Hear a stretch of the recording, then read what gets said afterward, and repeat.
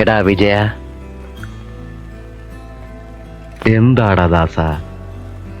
എടാ നമുക്കെന്താ ഈ ബുദ്ധി നേരത്തെ തോന്നാത്തത്?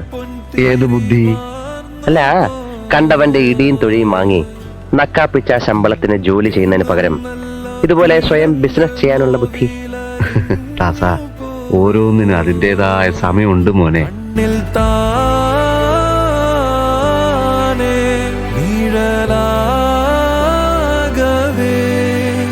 ഉള്ളിൽ തോരാതെ പെയ്യുന്നേ,